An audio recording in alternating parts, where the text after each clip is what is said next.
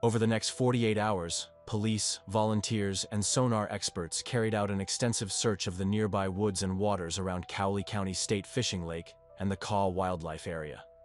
Some teams combed through the forest, while others used sonar and divers to scan the lake. They discovered two crucial things: submerged car in the lake, confirming their worst fears, and Jody hidden under leaves and debris in the wildlife area. Jody Sanderholm was born on September 26, 1998, in the close-knit community of Arkansas City, Kansas.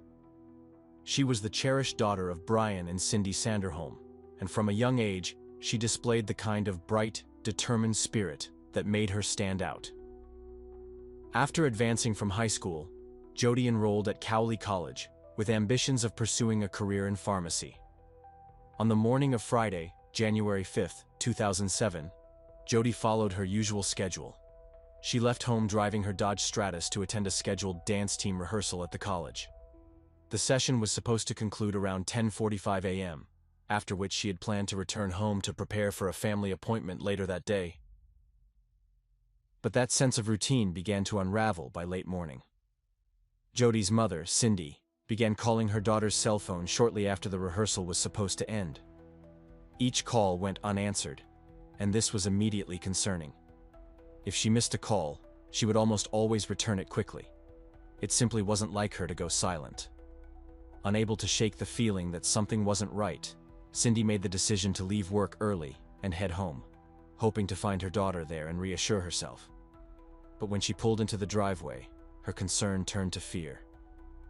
Jody's car wasn't there, and there were no signs that she had returned home at all. Jody's dance uniform, which she typically washed immediately after practice, was nowhere to be found. The shower was dry, untouched. Her room appeared as though no one had been in it that day. Growing more alarmed by the hour, Cindy reached out to her husband, Brian, and they began making calls to friends, classmates, and anyone who might have seen Jody after rehearsal. But despite their efforts, no one could say where she went after she left the dance studio that morning. As the day wore on and approached in the evening, the Sanderholms' concern escalated into full-blown panic. By around 6 p.m., with no new information and no sign of their daughters, Cindy and Brian contacted local law enforcement and officially filed a missing person report.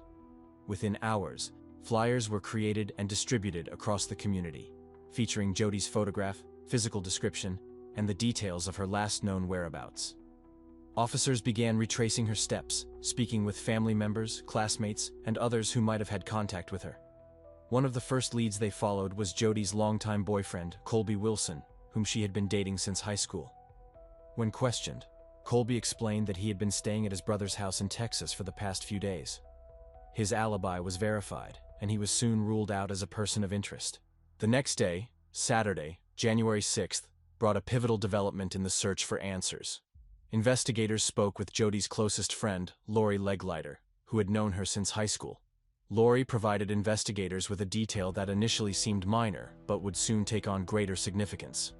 She remembered that on the evening of Tuesday, January 2nd, just a few days before Jody went missing, she had left work at the Sirloin Stockade restaurant, located in Arkansas City, sometime around 10 p.m. As she exited the building, she noticed a light blue car that drove past the restaurant multiple times. At the time, it struck her as unusual, but not necessarily alarming. This sighting was one of the first clues that investigators hoped could help them identify potential suspects or witnesses. Investigators began looking into similar reports and checking local surveillance footage for a vehicle matching Lori's description. As Lori was driving home from her shift at the Sirloin Stockade restaurant in Arkansas City, she noticed something in her rear-view mirror that immediately made her uneasy. A car, a light blue sedan, seemed to be following her. But the longer it remained behind her, mimicking her every turn, the more certain she became that something was off. "I thought something strange was going on," Lori later told investigators, recounting the unsettling drive. To test her instincts, she began taking a deliberately winding route home, turning onto smaller streets she didn't usually use. Each time she changed direction, the car behind her did the same. It was no longer just a passing car. It was clearly trailing her. Growing increasingly alarmed, Lori made a split-second decision. Instead of heading straight home, she redirected her car toward a place she hoped would deter whoever was behind her, the local police station. Once there, she pulled into the parking lot and parked beside the building, hoping the person would see she wasn't alone and back off. For a moment, her plan seemed to work. The suspicious car didn't pull in behind her, and after waiting for a short while and seeing no sign of it nearby, Lori cautiously left and resumed her drive home. As she continued on her way, she saw it again. That same blue car was now trailing her a second time. Alarmed by the persistence of the driver, Lori once again turned back and returned to the area near the police station. This time, however, she didn't go inside. She later explained that she dismissed the incident as a dumb prank, or perhaps just someone being foolish or trying to scare her. On Friday morning, January 5th, Lori and Jody both attended a scheduled dance rehearsal for the Cowley Tigerette line at Cowley College. They arrived around the same time, as they often did, and parked their cars near one another in the campus lot. Parked nearby was the same light blue car she had seen earlier that week, and this time, she recognized the driver. His name was Justin Thurber, a 23-year-old local who had been seen around town, often in the company of his brother or other young men in the area. Lori had seen his face before. He wasn't a stranger, exactly, but she had never interacted with him. Still, his presence near the college that morning felt jarring, especially in light of her recent experience. After the rehearsal ended, Lori and Jody both left around the same time. As investigators began collecting statements from members of the dance team and others on campus, more information began to emerge. Several of the other Tigerette dancers came forward to say they too had noticed a man, later confirmed to be Justin Thurber, lingering near the college in the days leading up to Jody's disappearance. The consistency with which he appeared began to feel suspicious. While the community at large was still absorbing the shock of Jody's sudden disappearance, the police were moving swiftly. In the first 24 hours, officers combed the area, driving throughout Arkansas City in hopes of locating Jody's car. Despite their extensive search, the vehicle could not be found. It was as if both Jody and her car had vanished into thin air. However, a critical piece of evidence surfaced through her cell phone data. Investigators tracked the last signal from Jody's phone to a cell tower near the Kaw Wildlife Area, a remote and sprawling nature preserve just outside of town. This led officers to believe that if Jody had been taken, or had gone somewhere unexpectedly, she may have been taken in that direction. At this stage of the investigation, one name kept coming up: Justin Thurber. He had not only been seen by Lori on the day of the rehearsal, but now several other young women recalled seeing him at or near campus more than once in recent days. It was enough to raise serious red flags. Police officially classified him as a person of interest. What made his presence even more concerning was that this wasn't the first time authorities had crossed paths with him. Though still in his early 20s, Justin Thurber was already known to law enforcement. His past encounters with police, while not publicly detailed at this point in the investigation, added to the weight of suspicion. On December 31st, 2006, just 6 days before Jody Sanderholm would vanish without a trace, Justin Thurber found himself back in the custody of law enforcement. He had once again been arrested, this time for theft, marking yet another entry on a growing list of run-ins with the law. After posting a $3,000 bond the very same day, Thurber was released from custody and rang in the new year as if nothing had happened, celebrating the evening freely despite his most recent brush with the law. The very next day, on January 1st, the beginning of a new year that would soon be darkened by tragedy, Justin was already involved in yet another troubling episode. According to police records and witness statements, he was seen pretending to be a law enforcement officer, attempting to impersonate police in public settings. His actions caused confusion and disrupted the peace, drawing attention from actual authorities. When confronted by real officers, Thurber suddenly began complaining of chest pain, claiming a medical emergency. Instead of being taken to the station for questioning, he was transported to a nearby hospital for evaluation. What happened after his medical checkup, however, remains murky. For reasons that were never fully clarified, Thurber was not taken into custody after his release from the hospital. He simply walked free again, despite having impersonated a police officer, a serious offense under most circumstances. The lack of immediate consequences puzzled even some officers involved in the case. On January 6th, as the investigation into Jody Sanderholm's disappearance was gaining momentum. A sharp-eyed officer noticed a familiar car parked in front of a house, Justin Thurber's light blue Cadillac. The vehicle was parked outside his parents' residence, and the officer decided to stop and speak with Justin directly, hoping to get a clearer picture of his movements in recent days. When asked where he had been the day before, Justin launched into a story that quickly raised more questions than it answered. He claimed that he had driven to Winfield, a town roughly 13 miles northeast of Arkansas City, earlier that morning. There, he said, he had met up with a friend and two of that friend's acquaintances, though he emphasized he didn't know the other two individuals very well. He then claimed to have decided to walk from that area all the way toward Arkansas City, a distance of about 30 miles from the Cedar Vale region. After walking for nearly 6 hours, according to his account, he became exhausted and called his father to come pick him up. His father later confirmed this version of events, telling officers that when he found Justin, his son appeared wet and dirty, as if he had been outdoors for a long period. He was picked up near the vicinity of the Cali State Fishing Lake, a remote area not far from the Kaw Wildlife Area, the very same location where Jody's phone had last pinged. Justin further explained that he had left his car behind in Winfield and that friends had later returned it to him. The timeline, the distance, and the vague details about the people he had been with all seemed suspicious, but at that point, officers lacked concrete evidence to detain him. Later that same day, law enforcement conducted an interview with Alexis Schwartzel, a young woman who had recently ended a long-term relationship with Justin Thurber. The two had dated for approximately 3 years, and her insight into his behavior would soon prove important. During the interview, Alexis shared that Justin had frequently taken her on drives to the Kaw Wildlife Area, southeast of Arkansas City. When Alexis was informed that police were looking into the disappearance of Jody Sanderholm, her reaction was one of genuine shock. She then recalled something that seemed chilling in hindsight. During their relationship, Justin had once casually mentioned that he had started noticing Jody when he was just 13 years old. It was a comment she hadn't thought much of at the time, but now it carried a different, more unsettling meaning. Detectives also asked Alexis about the reasons behind her decision to end the relationship. She didn't hesitate to explain that she had grown increasingly uncomfortable with Justin's behavior. According to her, he had become emotionally aggressive and displayed disturbing tendencies that had only worsened as time went on. These weren't just personality quirks, she said. They were signs of someone growing more unpredictable. While police still didn't have hard proof tying Justin Thurber directly to Jody's disappearance, there was enough circumstantial evidence and troubling behavior to justify taking action.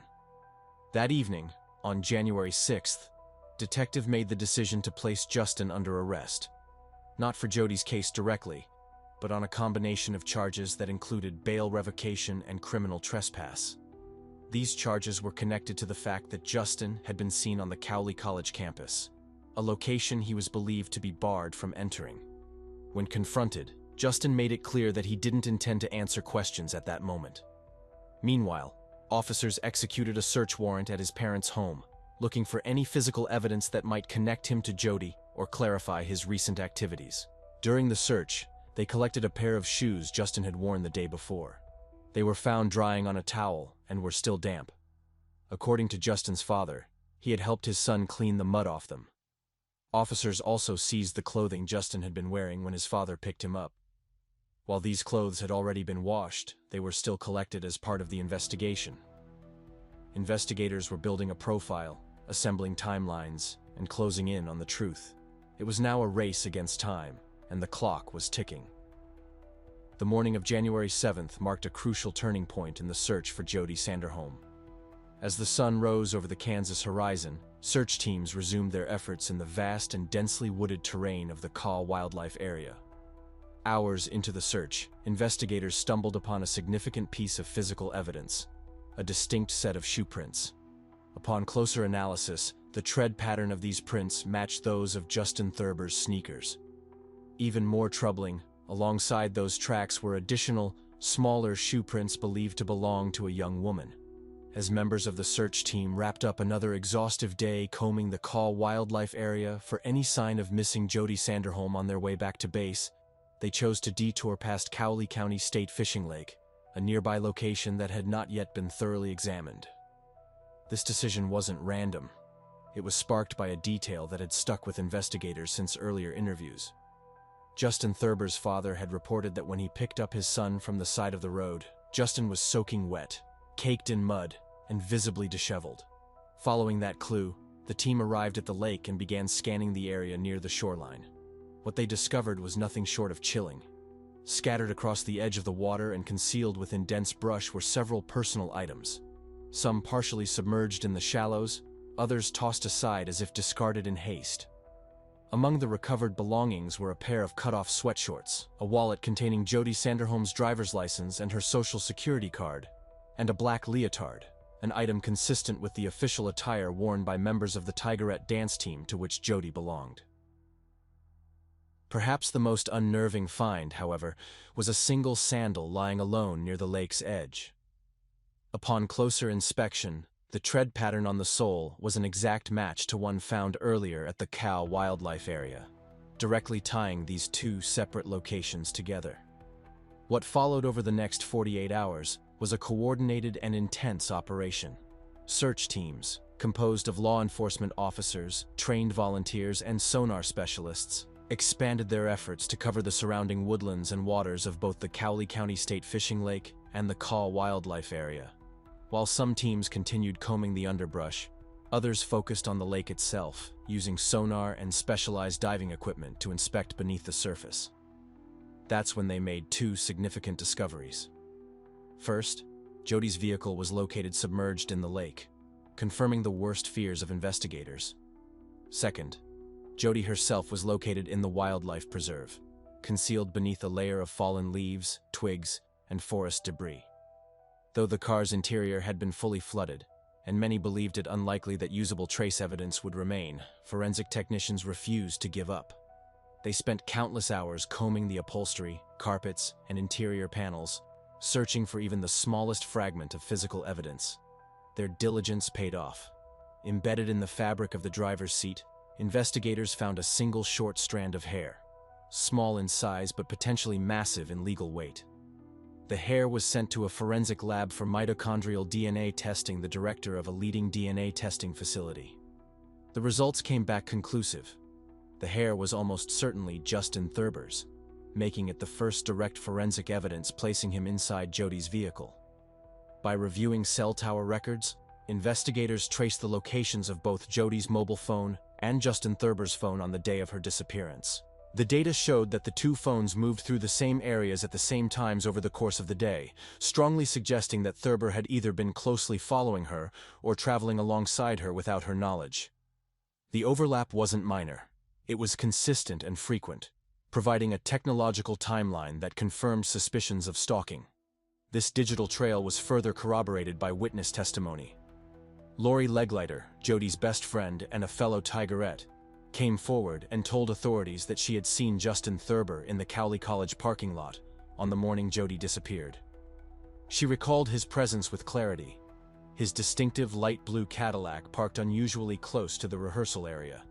Investigators immediately obtained surveillance footage from campus security cameras, and Lori's memory was validated.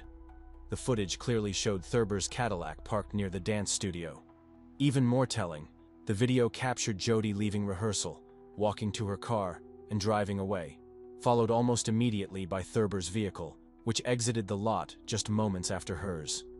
That detail was crucial. It confirmed that he had tailed her from the college, raising strong suspicions that he intended to intercept her at some point afterward. Investigators believed was when he acted. Near the Sanderholm family mailbox, officers found a shoe print in the dirt. Analysis confirmed that the tread matched the soles of the same shoes Thurber had been seen wearing days earlier. The same pair police had recovered drying on a towel at his home, cleaned but still holding traces of mud. From physical items and forensic samples to digital records and eyewitness accounts, the investigation was building a comprehensive timeline, one that increasingly pointed to Justin Thurber's involvement in Jody's disappearance. The footprints discovered earlier in the Cow Wildlife Area were now placed in even sharper context. Forensic analysis confirmed two distinct sets. One matched Justin's shoes, while the other matched Jody's sandals, like the one recovered near the lake. More chillingly, the two sets of prints walked side by side for a distance, suggesting she had been forced to walk alongside him into the woods. Then suddenly, Jody's prints disappeared. From that point forward, only Thurber's tracks continued, deepening into the earth, likely due to the added weight of carrying someone. Inconsistencies in Justin Thurber's alibi soon unraveled. All three individuals he had claimed to be with on the day of Jody's disappearance were interviewed by police, and each one denied having seen or spoken with him that day. With mounting physical evidence, witness accounts, digital tracking data, and a failed alibi, the case against Justin Thurber had turned from circumstantial to compelling. 3 officers accompanied him on a trip to Cedar Vale, the remote area where he had previously claimed his car had gotten stuck. The idea was simple. If Thurber was telling the truth, he should be able to point out the exact location where he had allegedly been stranded.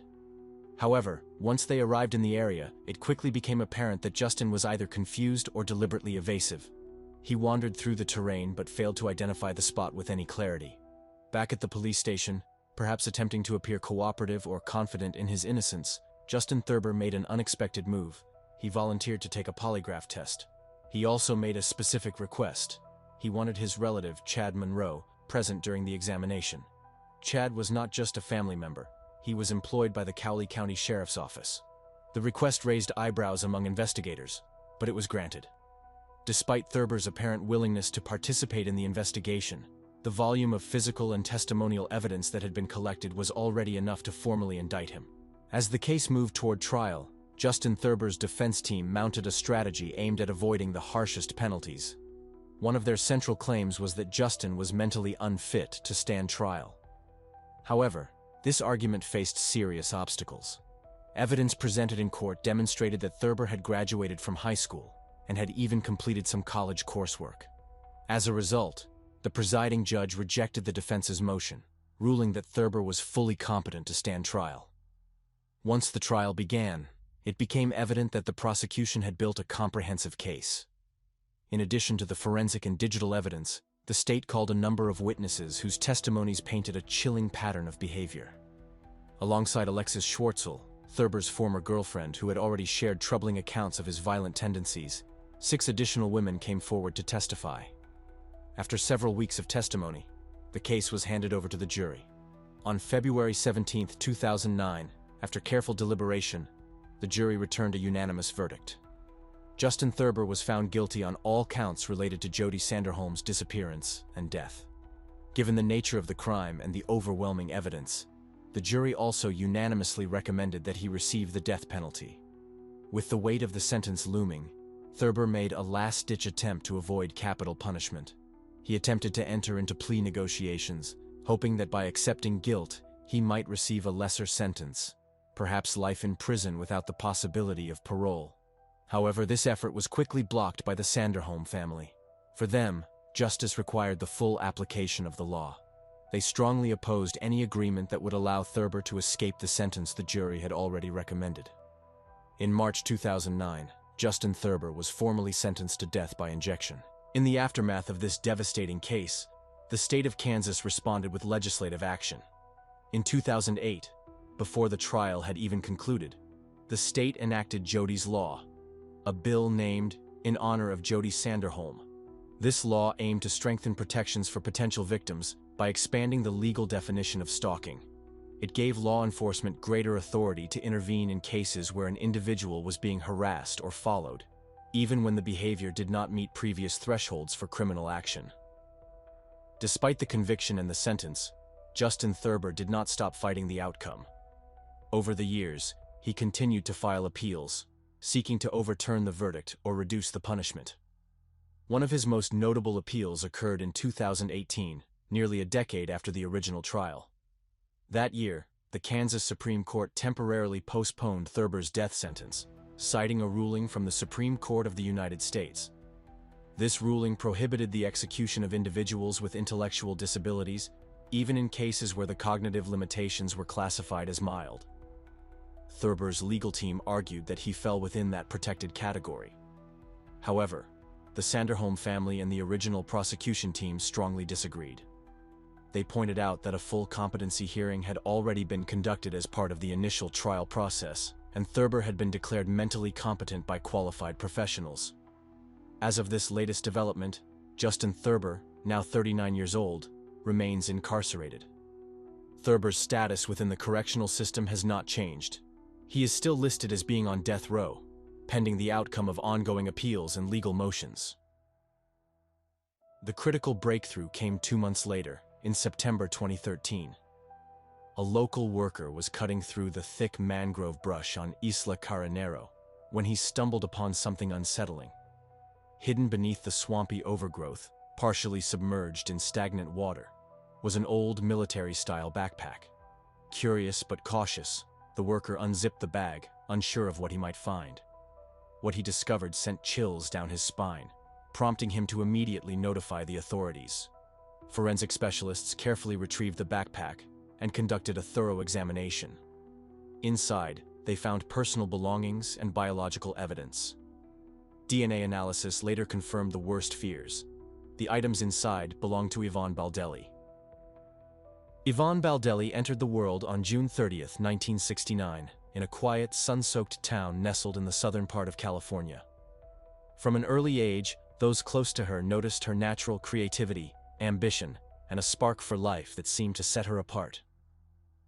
Yvonne grew up in a loving family environment that encouraged her to dream big, work hard, and stay connected to her roots. Yvonne dreamed not only of creating beautiful clothing, but also of building a successful business that reflected her love for creativity and style. Her personal life, however, was filled with its share of challenges. Yvonne experienced 2 marriages over the years, both of which ended in heartbreak and separation. Despite her efforts to build a stable home life, neither union stood the test of time. Adding to her emotional struggles, Yvonne faced a painful personal setback due to medical complications from a surgery she underwent as a young woman, which left her unable to have children of her own. While this was a devastating blow, Yvonne never let it define her spirit or stop her from finding joy in life. Despite her ups and downs, Yvonne maintained a close and loving relationship with her family. She prioritized visiting them at least once a month, making time to stay connected no matter how busy life became. She was particularly close to her father and sister, Michelle Valenzuela, calling them nearly every day to share stories, updates, or simply hear their voices. Family was her anchor, and she often turned to them for strength and guidance. As Yvonne approached her 40th birthday in 2009, she was eager to embark on a new chapter in her life. It was during this time that she met Brian Brimmiger, a tall, athletic, and charming man who was serving as a Marine. With his sun-kissed complexion, confident demeanor, and captivating smile, Brian quickly caught Yvonne's attention. At the time, he was married and raising a young son with his wife, yet that didn't prevent him from pursuing a relationship outside of his marriage. Brian painted a picture of dissatisfaction with his home life, expressing his frustration and explaining to Yvonne that he stayed in his marriage only for the sake of his child. Yvonne, who understood the complexities of difficult relationships all too well, sympathized with his situation. She had been through painful separations herself and believed that the well-being of a child should always come first. Trusting his words, she didn't pressure him for immediate decisions, convinced that love, patience, and understanding would eventually bring clarity to their situation. But behind Brian's charismatic facade was a far more complicated reality. His good looks and confident nature had made him popular with women for years, and unbeknownst to Yvonne, she wasn't the only woman captivated by his charm. As their relationship deepened, it came to light that Brian was simultaneously involved with another woman, a successful, striking blonde named Christine Verhoeven. Christine held an influential position as a White House analyst during George W. Bush Jr.'s presidency and was known for her high-level political connections and intelligence. When Yvonne discovered the truth, it was a crushing blow, yet she was determined not to lose the man she believed to be her soulmate. Gathering all her courage, she confronted the situation head-on. In a bold move, Yvonne reached out to Brian's wife and revealed not only his affair with herself, but also his involvement with Christine. The revelation sparked considerable turmoil, forcing Brian to face the consequences of his actions. Amid the scandal and emotional fallout, Brian made the decision to divorce his wife. Whether it was out of love for Yvonne or the mounting pressure from the exposed affairs, he officially separated from his spouse and moved in with Yvonne several months later. Though his military career was still ongoing, Brian had been contemplating leaving the Marines for some time. Meanwhile, Yvonne's family remained wary. They questioned Brian's sincerity, sensing that beneath his charming surface, there was more to the story than met the eye. In the summer of 2011, Brian began to express a desire for radical change. Tired of the demands of military life and the fast pace of city living, he envisioned a peaceful existence on a tropical island where they could both start fresh. Yvonne, ever supportive and deeply in love, stood by his side. She believed in his dreams and was willing to follow him anywhere, convinced she had finally found the person who would share her life's greatest adventures. By September of that year, their plans were set. The couple made the bold decision to relocate to a small, remote island in Panama called Isla Carnero, part of the picturesque Bocas del Toro archipelago. The island was often described as a hidden paradise, with lush landscapes, crystal-clear waters, and an inviting, laid-back atmosphere. Before their departure, Yvonne shared her exciting plans with her family. Though her loved ones tried to dissuade her, expressing concern about moving so far away with a man they barely trusted, Yvonne remained resolute. She left her job, sold her apartment, and packed her belongings with high hopes of turning her dreams into reality. She longed to open a boutique selling personalized clothing and handmade accessories to the island's many tourists. It was a chance to combine her lifelong passion with a new beginning. In September, Yvonne, Brian, and her beloved dog boarded a plane to Panama. After spending several days in the country's bustling capital, they took a ferry to Isla Carnero, where they rented a modest house along the shoreline. Life on the island was a stark contrast to their former routines. The weather was consistently warm and humid, drawing surfers, divers, and travelers from around the globe. Despite its beauty, the island was small, just an hour's walk from one end to the other, and much of its interior was dense jungle, filled with hazardous wildlife such as venomous snakes, spiders, and other creatures best avoided. Brian, a talented musician since childhood, brought his guitar, determined to carve out a new life playing music in the island's nightclubs. Within a week, he had made connections with several local bar owners, securing his first gigs. But with the nightlife came heavy drinking, fueled by enthusiastic patrons offering him endless rounds. His drinking habits quickly escalated, which began to cast a shadow over their new life. Meanwhile, Yvonne's dream business struggled to gain traction. Tourist sales were minimal, and turning a profit proved far more difficult than she anticipated. But she refused to give up. To support herself, she took a part-time job at a local bar, all while caring for their dog, and eventually adopting another stray she found wandering the island's sandy streets. Yvonne remained in constant contact with her sister Michelle, sharing details of island life and her ongoing efforts to settle in. But over time, the tone of her messages shifted. Her texts became shorter, more infrequent, and carried an underlying sadness that her family couldn't ignore. The once vibrant, hopeful woman they knew seemed to be fading into the background of an unfamiliar, isolated world. As the weeks turned into months, cracks in Yvonne and Brian's relationship became more apparent. Despite the promises and plans they made, Brian continuously delayed any formal commitment, and his distant behavior began to erode the bond they once shared. The island life, which was supposed to bring them closer, only exposed their differences. Arguments replaced laughter, and the once hopeful atmosphere grew tense. It didn't take long for their relationship to unravel completely. Meanwhile, back in the United States, Yvonne's family, especially her sister Michelle Valenzuela, started to feel uneasy. Yvonne had always stayed in close contact with her family, often sharing details of her day, her challenges, and her dreams. So when the regular texts and phone calls stopped abruptly at the beginning of December 2011, Michelle's concern quickly escalated. Days passed in silence, and then, on December 14th, Michelle received an unexpected phone call that would only deepen her worries. It was Brian. His voice on the other end was calm but distant, as he casually asked when he could pick up his SUV, which had been stored in Michelle's garage before he and Yvonne left for Panama. This call took Michelle by complete surprise. If Brian was back in the United States, where was Yvonne? Why hadn't she reached out to her family, especially given how close they were? These questions raced through Michelle's mind. When confronted, Brian casually stated that he had already explained everything in an email sent a few days earlier. Furthermore, he claimed that Yvonne herself had also sent a message to Michelle, providing details about her decision to part ways with him and her new plans. Feeling increasingly unsettled, Michelle checked her inbox and discovered two unread messages, one from Brian and another, supposedly, from Yvonne. In Brian's email, he stated that Yvonne had ended their relationship and run off to Costa Rica with a new love interest. He painted the picture of a sudden, impulsive decision on Yvonne's part, suggesting that she had abandoned him without much discussion.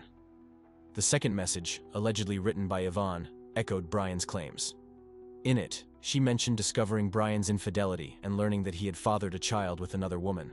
According to the email, Yvonne had fallen for someone new and had left Panama to start over in Costa Rica. On the surface, it sounded plausible, especially considering that the other woman in question turned out to be Christine Verhoeven, a former acquaintance of Brian's who had been part of his life long before he and Yvonne ever set foot in Panama. Christine, a successful White House analyst with connections and a high-profile career, had reportedly been pregnant around the same time that Brian and Yvonne relocated to the island. Given that Yvonne was unable to have children due to past medical complications, the story had an air of believability. But something didn't sit right with Michelle. Her sister had always been measured, thoughtful, and careful in her decisions. It was completely out of character for Yvonne to suddenly run off without telling her family, especially during such significant life changes. Moreover, the tone and phrasing in the email attributed to Yvonne felt oddly unfamiliar, detached, and not reflective of the sister she knew so well. Growing more suspicious by the day, Michelle urged Brian to accompany her to the authorities to file a missing person report. Brian appeared uneasy, but insisted it wasn't necessary. He claimed Yvonne was perfectly capable of making her own decisions, and that she would contact her family when she was ready. His dismissive attitude only added to Michelle's fears, but Brian was quick to retrieve his car and leave, offering little further explanation. Not long after that encounter, Michelle received a voice message supposedly from Yvonne, stating that she would be returning home for their father's birthday in January. Wanting to believe her sister was safe, Michelle decided to wait, holding on to the hope that Yvonne would soon walk through the door, offering explanations in person. But January came and went, and Yvonne never returned. No calls, no texts. Total silence.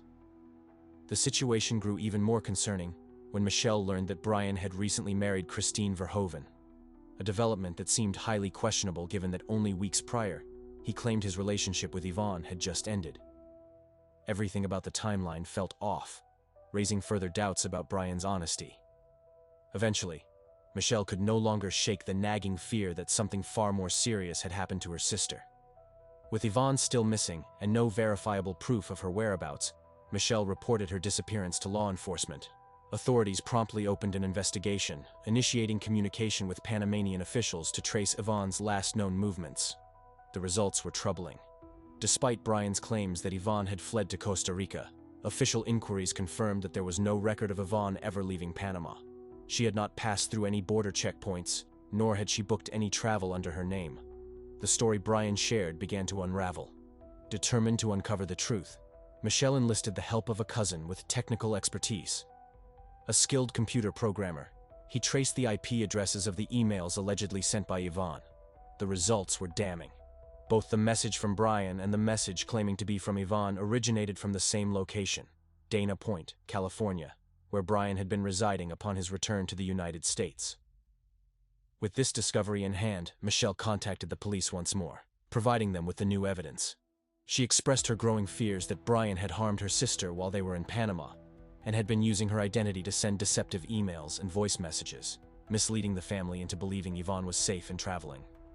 Unfortunately, while the evidence raised significant concerns, it was still largely circumstantial at the time.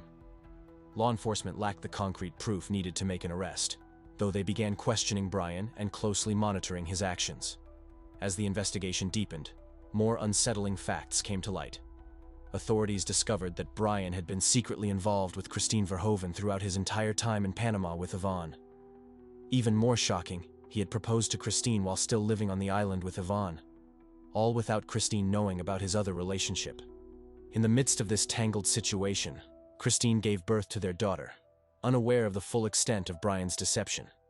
Seeking more answers, Christine contacted Don Winner, a former American intelligence officer turned private investigator with expertise in locating missing U.S. citizens abroad.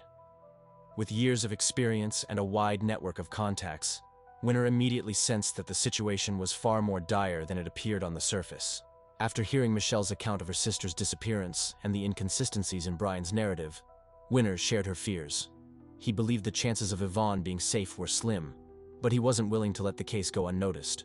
Using his professional connections and investigative resources, Winner began to pressure Panamanian authorities, urging them to prioritize the case. The story of Yvonne's disappearance soon gained international attention. News outlets picked up the troubling account of the missing American woman, and public interest grew. The peaceful island paradise that had once seemed like a dream destination was now at the center of a deeply concerning investigation. As the investigation into Yvonne Baldelli's sudden disappearance continued, her family refused to sit idly by. Deeply worried and determined to uncover the truth, they began reaching out to residents of Isla Carnero, hoping to find anyone who had interacted with Yvonne and Brian or had noticed anything unusual about them in the weeks leading up to Yvonne's vanishing. It didn't take long for concerning reports to surface. Locals described the couple's relationship as increasingly strained, marked by frequent public arguments that often escalated late into the night. Several neighbors admitted they had heard loud shouting, harsh language, and the sound of objects being thrown from the home the pair had rented near the coast. Their heated disputes were no secret on the small island, where word traveled fast and few things went unnoticed. The property owner, who had leased the beach house to Yvonne and Brian, later confirmed to investigators that he had received multiple complaints from neighboring residents. The reports described aggressive quarrels, loud disturbances, and a general atmosphere of tension surrounding the couple. The once promising new beginning on a tropical island had clearly deteriorated into conflict and instability. As concern mounted, law enforcement agencies took decisive action. A specialized team of divers was deployed to the waters surrounding Isla Carnero, scouring the ocean floor for any evidence that might reveal what had happened to Yvonne. Their search was exhaustive, covering the rocky shorelines, mangrove forests, and the shallow coastal waters known for attracting tourists. Unfortunately, after days of investigation, the dive teams came up empty-handed, finding no clues to help solve the troubling mystery. Despite mounting suspicions pointing toward Brian Brimmager, authorities lacked concrete evidence to accuse him of wrongdoing. From the start, Brian had maintained the same narrative, that Yvonne had discovered his infidelity, left him behind, and escaped to Costa Rica with a new romantic partner. He consistently denied any involvement in her disappearance, portraying himself as heartbroken and abandoned. However, investigators were determined to peel back the layers of this complex case. Nearly a year after Yvonne's disappearance, on September 21, 2012, law enforcement officials executed a search warrant at Brian Brimmager's California residence. By that time, Brian was unemployed, staying at home to care for his young daughter, while his wife, Christine Verhoeven, maintained her professional career. During the search, Brian initially appeared composed, repeating his claims that Yvonne had left him after learning about his child with Christine. But when police revealed they had traced emails, sent under Yvonne's name, to an IP address linked to Brian's neighborhood, his calm exterior began to crack. The mounting pressure exposed his discomfort, and cracks began to appear in his carefully rehearsed story. Meanwhile, private investigator Don Winner, an expert in missing persons cases with a background in intelligence, continued digging into Brian's activities before and after his return from Panama.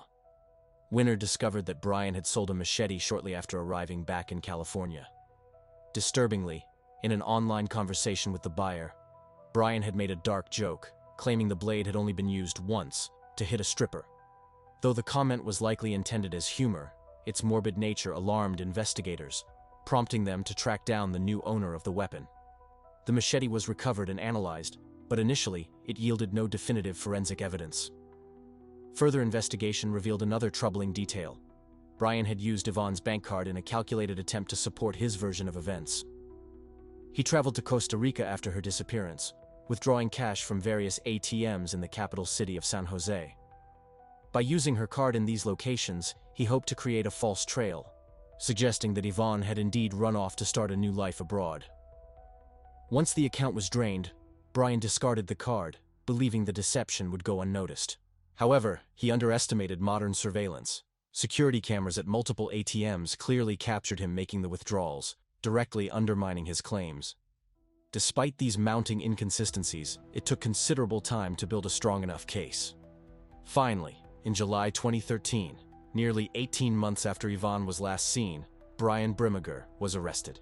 At that stage, he was not yet charged with a violent crime, but rather with obstructing the investigation and falsifying information related to the case. By then, Brian and Christine had welcomed their second child together, deepening the complex web of family dynamics. During questioning, Brian repeatedly denied any responsibility for Yvonne's fate. Even when presented with opportunities to tell the truth, he insisted on his innocence, maintaining that he had no knowledge of what happened to his former partner. Authorities, however, remained unconvinced, especially as more evidence emerged. A significant breakthrough arrived 2 months later in September 2013. A local worker, cutting through the dense marshland on Isla Carnero, stumbled upon an unsettling discovery. Hidden among the swampy underbrush, partially submerged in stagnant water, was an old military-style backpack. The worker, curious yet cautious, opened the bag, unsure of what he might find. What he discovered prompted immediate alarm, leading him to contact local authorities. The backpack was carefully retrieved and examined by forensic experts. Inside were personal items and biological evidence later confirmed through DNA analysis to belong to Yvonne Baldelli. This discovery dramatically altered the course of the investigation. Armed with new, irrefutable proof, authorities officially charged Brian Brimmiger with multiple offenses, including murder, dismemberment, and obstruction of justice. The case, which had stretched across international borders, now had tangible evidence linking Brian to Yvonne's disappearance and presumed death.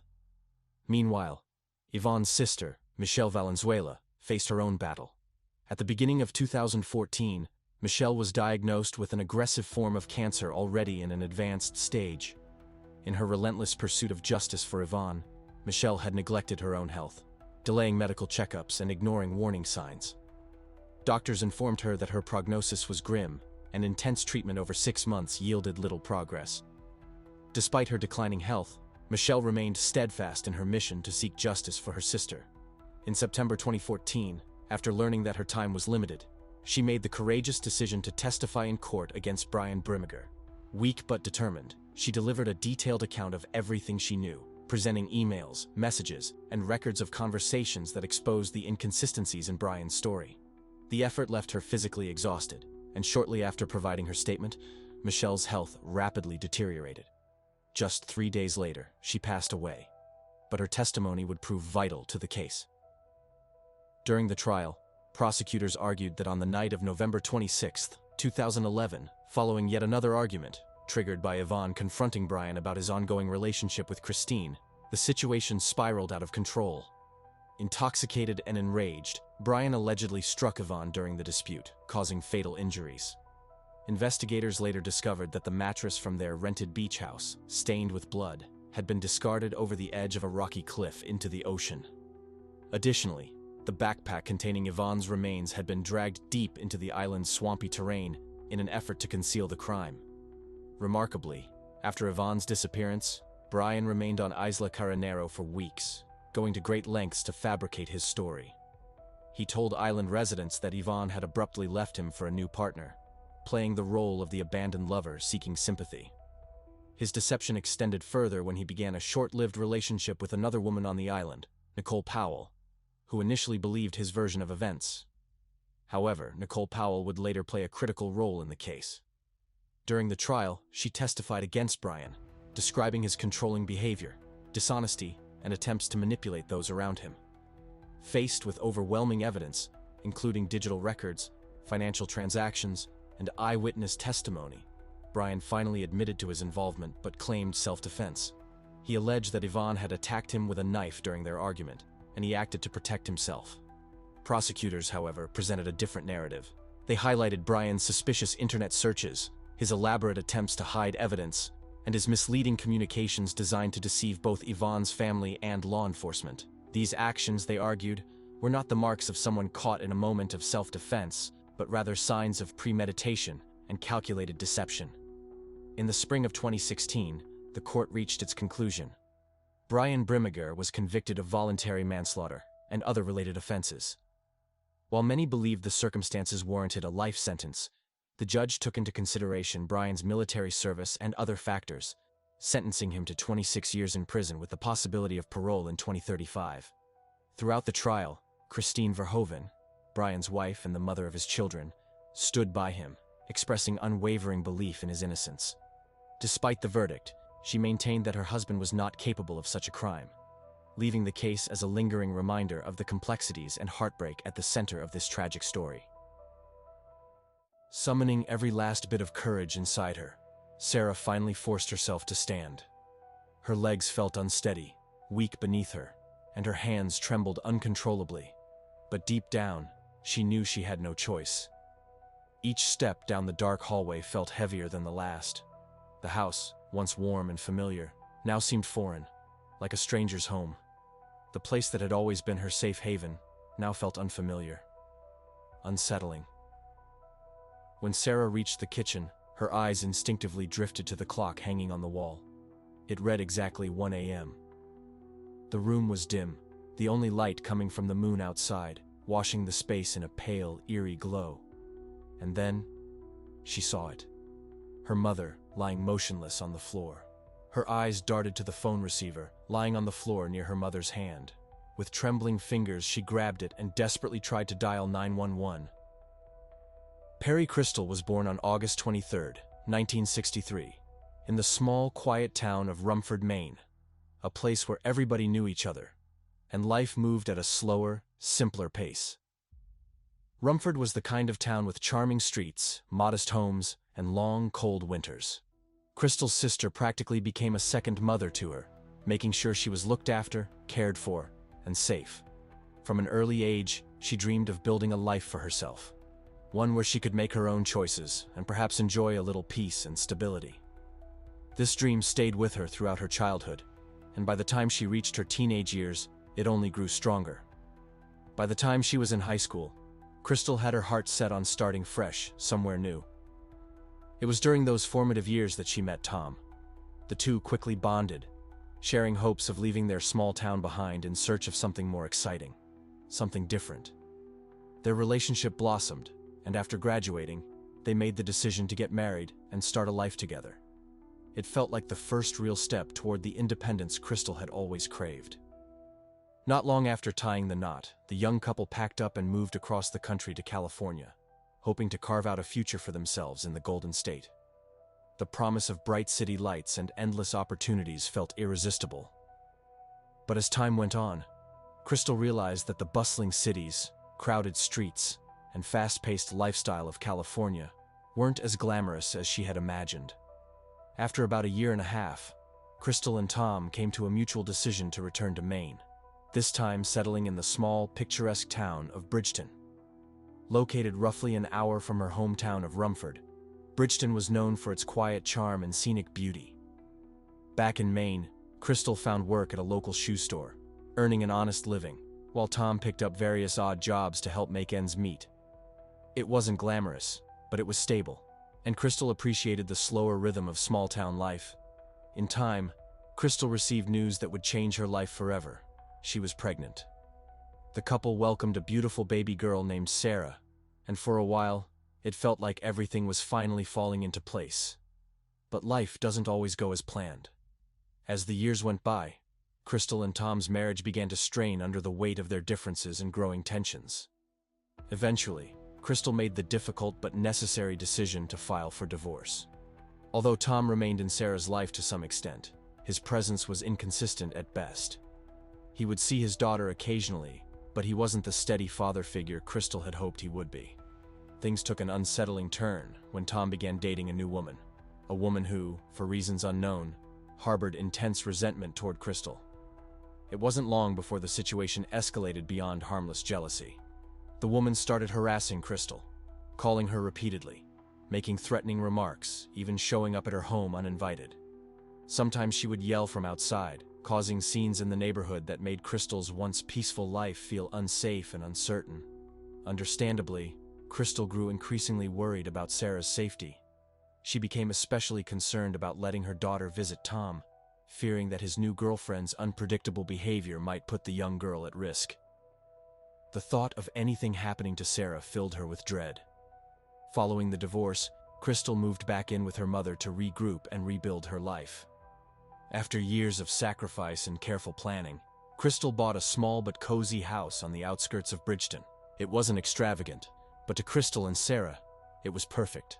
A space they could finally call their own. Crystal, having grown up in a household bursting with siblings, was determined to provide Sarah with the undivided love and attention she had often missed out on as a child. She made sure Sarah felt seen, heard, and cherished every single day. Their bond was close, and they built a life together grounded in trust, love, and mutual support. On May 10, 1994, Crystal was 30 years old, and Sarah was 12. That evening unfolded like any other. Crystal prepared dinner, they ate together, and afterward, Crystal tucked Sarah into bed with a goodnight kiss. The comforting routine made the house feel safe, familiar, a sanctuary. But as the night settled in, everything changed. In the quiet darkness of the house, Sarah was jolted awake by the sound of a scream. At first, disoriented and groggy, she assumed her mother was having an argument over the phone. But within seconds, she realized this was something far more serious. The screams were filled with fear, panic, and desperation, unlike anything Sarah had ever heard before. The door to her bedroom was slightly ajar, allowing a faint sliver of light to creep in from the hallway. Her heart pounded in her chest as she cautiously crept toward the opening, curiosity and fear battling inside her. The cries were coming from the kitchen. Sarah's stomach twisted with dread as she strained to hear what was happening, but from her vantage point, she couldn't see clearly. Fear rooted her in place, her small frame pressed against the wall as her mind raced. Moments later, she heard heavy footsteps, deliberate, slow, approaching her direction. Her blood ran cold. The realization hit her like a wave. Whoever had caused her mother to scream was still inside the house, and they were coming closer. Thinking quickly, Sarah ducked behind the bed, trembling but careful not to make a sound. She curled herself into the smallest space possible, waiting, listening, holding her breath as the footsteps paused outside her room. But instead of the door creaking open, she heard another sound, the distinct scrape of a kitchen drawer being opened, followed by the faint clinking of silverware shifting inside. Her pulse quickened as she pieced together the terrifying truth. Someone was in the house, going through the drawers, possibly searching for something. A knife, a tool, something that made the situation even more alarming. Sarah stayed hidden, every nerve on edge, praying that whoever was in the house wouldn't find her. But in that moment, all she could do was wait, paralyzed by fear, as the sounds from the kitchen continued to echo through the home. Even though Sarah was only 12 years old, she understood right away that something terrible was happening to her mom. From the moment she heard the frightening sounds coming from the kitchen, it became clear to her that someone had broken into their home, and her mother was in serious danger. Sarah desperately wanted to run to her mother, to help her, to stop whoever was responsible. But fear held her frozen in place. Her heart raced as she realized that the person in the house might be carrying something dangerous, and trying to confront them would only put her in more danger. After what felt like an eternity, her mother's screams suddenly stopped. The silence that followed was heavy, almost deafening. Sarah stayed hidden behind her bed, paralyzed by fear, waiting to hear footsteps approaching her room. But minutes passed, and the house remained eerily quiet. No voices, no movement, just silence. Gathering every ounce of courage she had, Sarah finally stood up and slowly stepped out of her room. Her legs felt weak and her hands were trembling, but she knew she had to check on her mom. As she walked down the hallway toward the kitchen, the house felt unfamiliar, almost as if it no longer belonged to them. Moonlight streamed through the windows, casting long shadows across the floor, making everything look surreal. When Sarah reached the kitchen, she glanced at the clock on the wall. It was exactly 1 a.m. The room was dim, lit only by the soft glow of the moon outside. What she saw next would stay with her forever. Her mom was lying on the floor. Despite the shock and fear threatening to overwhelm her, Sarah knew she had to act fast. She noticed the telephone receiver lying next to her mom's hand. With shaking fingers, she picked it up and tried to call 911, but the line was completely dead. There was no sound at all. Panic rising, Sarah rushed to her mom's bedroom where they kept a second phone, hoping it would work. She dialed the emergency number again, over and over, but the phone remained silent. It was clear that neither of the phones in the house was working. Realizing there was no time to waste, Sarah made a brave decision. Without thinking about her bare feet or thin pajamas, she ran outside into the cool night. It was May, but the air was chilly, and the ground was still damp from the rain earlier that evening. None of that mattered to Sarah. All she could think about was getting someone to help her mom. The nearest house was about half a mile away, down the road toward the center of town. Sarah sprinted along the dark, empty street, her feet cold and wet from the rain-soaked ground. When she finally reached the first house, she knocked on the door as hard as she could, but no one answered. Refusing to give up, she ran to another house, and then another, banging on doors, hoping someone would come to help. But again, no one responded. She kept running, determined not to stop, her heart pounding as fast as her feet.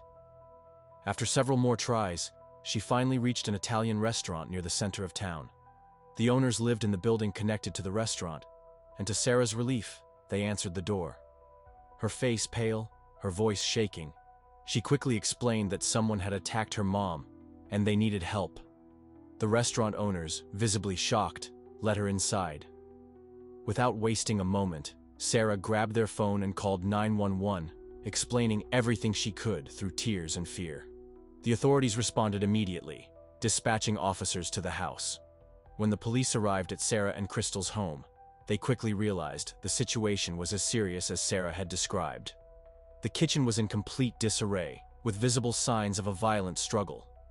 DNA not only on the floor but also on the walls, the furniture, and even on common household items like the counters and cabinets. It was clear the incident had been severe, and tragically, Crystal had not survived. Detectives carefully examined the scene, taking note of every detail. On the glass pane of the front door, they discovered a palm print, but after reviewing it, they concluded it likely belonged to Sarah. Surprisingly, no other fingerprints were immediately visible in the house, which struck the investigators as unusual. However, there were several shoe prints on the kitchen floor, many of which were stained with what they believed. Investigators photographed the prints, noting their size and tread patterns, hoping to identify the type of shoes the person had worn. It seemed likely the tracks belonged to the individual responsible for the attack. Given the state of the kitchen, it seemed unlikely they would have been able to avoid leaving more visible traces had they gone inside. The fact that Sarah's room was untouched left investigators with questions about the sequence of events that night. As detectives looked closer, they noticed something peculiar. Many of the DNA drops on the floor appeared to have fallen at an angle, suggesting movement during the incident. But there were other drops that had landed vertically, with splatter patterns indicating they had fallen from a height. This detail led detectives to an important theory. The person responsible for the attack might have injured themselves during the struggle. Supporting this idea, a trail led to the kitchen counter, stopping near a roll of paper towels. It appeared that whoever was in the house had used the towels to clean themselves or stop bleeding before leaving the scene. Investigators found no additional beyond that point, reinforcing the belief that the person had left shortly after tending to their own injury. The investigation was just beginning, but detectives were determined to uncover exactly what had happened inside that quiet home in Bridgeton, and to find the person responsible. The evidence collected at the scene was immediately sent to the lab for analysis, but due to significant budget cuts and ongoing resource shortages, the local crime lab was overwhelmed with cases. As a result, the detectives were informed that test results, particularly those involving DNA and other forensic details, would likely take at least 6 months to process. That meant the investigators had to start building the case without the benefit of hard evidence from the lab. The first step for detectives was to rule out robbery as a possible motive. Valuable items, electronics, and personal belongings were all untouched. In addition, there were no visible signs of forced entry, which led police to believe that the person responsible had likely been let in by Crystal herself. Investigators developed 2 working theories. Either Crystal knew the person and willingly opened the door, or someone she didn't know convinced her to let them in, perhaps under some false pretense. The detectives then turned their attention to the only witness in the case, Crystal's daughter. Sarah. At the time, Sarah was at the hospital undergoing a medical evaluation to ensure she was physically okay after the traumatic experience. Officers arrived to speak with her, hoping to learn more about what had happened. One of the first questions they asked was why Sarah had run to the neighbors for help instead of calling 911 from the house. Sarah explained that neither of the phones in their home had worked when she tried to use them. But to the investigators, that detail didn't quite add up. When officers arrived at the house after the incident, they tested both phones and found them working normally. Still, detectives understood that Sarah had been under intense stress, and people can easily become confused in frightening situations.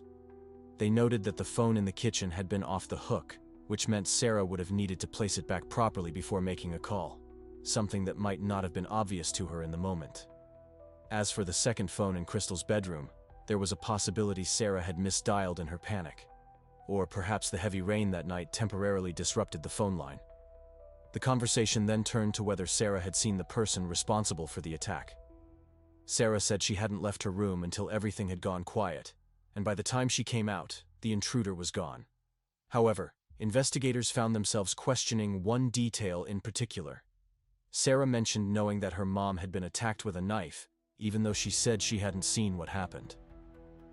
When detectives asked how she was so sure, Sarah replied that it was obvious given what she saw in the kitchen. Still, investigators couldn't shake the feeling that Sarah might know more than she was letting on. Over the next 3 days, detectives questioned Sarah repeatedly, 18 times in total, hoping her story would change, or that she would recall additional details. But Sarah remained consistent, repeating the same sequence of events each time. Meanwhile, the investigators continued exploring other leads.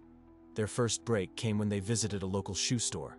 There, they discovered a pair of boots with a sole pattern that matched the footprints found at the scene. It was a promising lead, though it didn't immediately point to a suspect. As they dug deeper, detectives also uncovered information about Crystal's past. It turned out that after her divorce from Tom, Crystal had experienced ongoing issues with Tom's new girlfriend, Teresa. Several people told investigators that Teresa had harassed Crystal, making unwanted calls, showing up uninvited, and even making threats. Although it was clear the person who carried out the attack was likely a man, police couldn't ignore the possibility that Teresa could have been involved indirectly, perhaps by persuading someone else to carry out the crime. Detectives thoroughly looked into Teresa's background, but they couldn't find any evidence linking her to the incident. There were no connections to known individuals with criminal histories, no suspicious activity around her home, and no witnesses placing her near Crystal's house that night.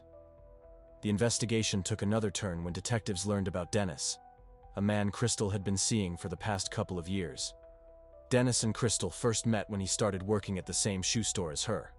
Their relationship developed over time, and eventually, Dennis proposed. Police learned that their relationship had its share of difficulties. However, no one could recall a time when Dennis had physically harmed Crystal. Detectives went to Dennis's home the day after the incident. When he answered the door, investigators immediately noticed his demeanor shift. After being asked if he had seen Crystal or left his house the night before, Dennis's face went pale. The next thing they knew, Dennis collapsed onto the floor. Once he regained his composure, Dennis agreed to answer their questions. He admitted that he and Crystal had plans to meet that evening, but something came up. According to Dennis, after work, he stayed late helping a friend fix a car, which delayed him. By the time he called Crystal to let her know, she told him it was too late to come over. An argument followed, and ultimately, Dennis stayed home for the rest of the night. Detectives noted his version of events and planned to verify his alibi. Although they couldn't rule him out completely, there was no immediate evidence connecting Dennis to the scene. While the police couldn't be 100% sure he was telling the truth, they were able to verify that he did help his friend that evening. When he asked if he felt responsible for Crystal's death, Dennis answered no. Detectives also noticed that he had the same shoe size as the killer, but they found no matching footwear in Dennis's house. He agreed to provide a DNA sample but made a strange request. He asked the detectives to do him a favor, and if they decided to arrest him, he asked them to come to his workplace through the back door to avoid disturbing others.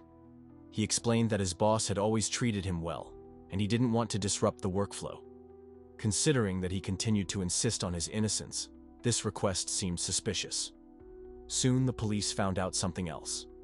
They had contacted Crystal's best friend, who lived in another town.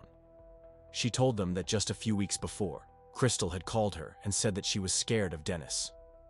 Their arguments were becoming increasingly tense, and Dennis was growing more aggressive with each altercation. Crystal even thought about breaking up with him, but feared his reaction. Detectives also spoke with Crystal's colleague. During the conversation, she didn't provide any useful information, but as soon as the police left her workplace, Dennis came in and started asking what she had told the detectives. Despite their efforts, there was no evidence against the man, and the DNA test results would take months. Another witness reported seeing a black pickup truck with New Hampshire plates parked near Crystal's house, but this lead didn't go anywhere either. One woman told the police that, on the night of the murder, she was driving past Sarah's house when she heard sirens and thought they were for her boyfriend, who lived down the road and often got in trouble. At the same time, she saw a car with high beams on following her at high speed. Thinking the driver was chasing her, she turned onto another road, but the car passed her by. However, the police couldn't confirm if this car was somehow related to the murder. It's worth mentioning that Teresa, the girlfriend of Crystal's ex-husband, was seen tearing down these flyers multiple times. As for the ex-husband himself, he was thoroughly investigated, but detectives eventually doubted his involvement. Over the years, his alcohol problems became even worse, and now Tom drank heavily every day. In his condition, it seemed unlikely he could have committed such a crime, and he had no clear motive. The police also looked into two other men Crystal dated after divorcing her husband, but they found no evidence linking them to the crime either. All of them, including Tom, provided DNA samples, leaving detectives waiting for the lab results. 9 months after the murder, investigators finally received the results didn't match any of the suspects, including Dennis. This left detectives with no other leads. They requested Dennis's sample again for additional testing, but the results remained the same. Stuck in a dead end, investigators decided to revisit their only witness, Sarah.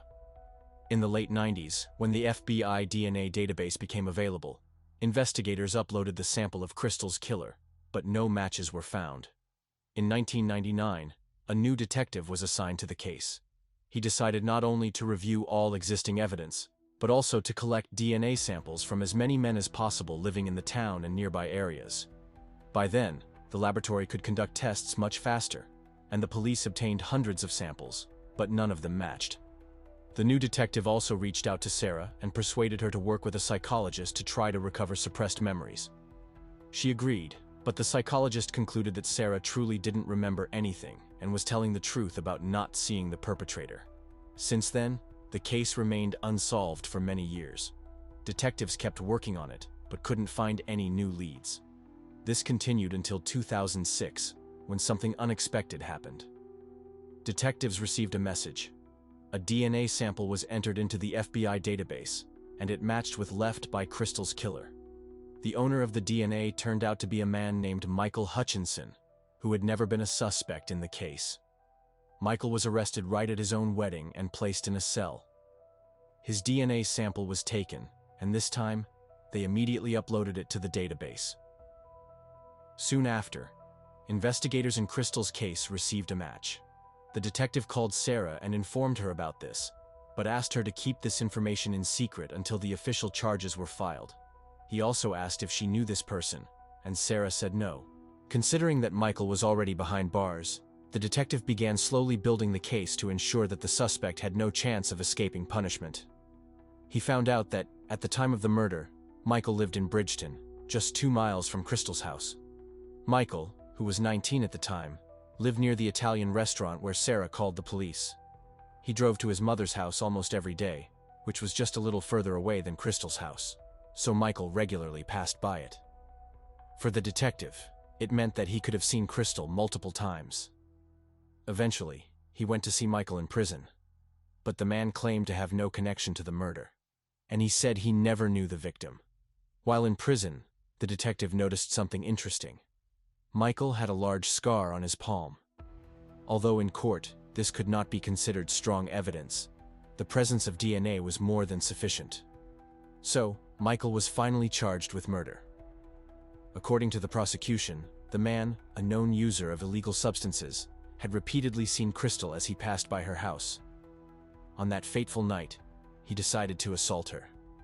During the trial, an explanation was also found for the fact that the killer managed to not leave a single fingerprint at the crime scene, and the answer was quite unexpected. Michael worked as a bricklayer. Over time, people who have been engaged in this job begin to wear away the patterns on their palms, making it physically impossible for them to leave fingerprints on various surfaces. When it was time for Michael to testify, he shared his version of events, hoping to explain what had happened that night. According to him, he met Crystal at a local bar, and after talking for a while, the two of them decided to go back to her house together. Michael claimed that everything between them was completely consensual and that they spent time together at her home. However, Michael said that at some point during the night, an unknown man suddenly entered the house. He described this person as wearing a black motorcycle jacket and said the individual attacked him, knocking him unconscious. Michael stated that when he came to, he found Crystal severely injured. He claimed that he tried to fight off the intruder, but during the struggle, he sustained an injury to his hand. Michael also told the court that the attacker quickly fled the scene. Despite this account, Michael admitted that instead of calling for help or staying at the scene, he left Crystal's house immediately after the incident. He did not provide a clear explanation for why he chose to leave without reporting what happened, which raised significant concerns for investigators and the jury. His story also conflicted with the physical evidence. Detectives pointed out that the only shoe prints found inside the house matched Michael's footwear. If another person had entered, especially in the way Michael described, it would be nearly impossible for them to leave no trace behind, particularly in such a chaotic scene. For that to happen, the supposed intruder would have had to remove their shoes before entering, and still manage to avoid leaving any other visible evidence, which seemed highly unlikely. Adding to the doubts about Michael's version of events, police could not locate a single witness who had seen Crystal at the bar that evening. After a lengthy legal process, the trial concluded on April 9, 2007. Michael was found guilty on all charges. He was sentenced to life in prison without the possibility of parole. To this day, Michael remains incarcerated, serving his sentence for the crime.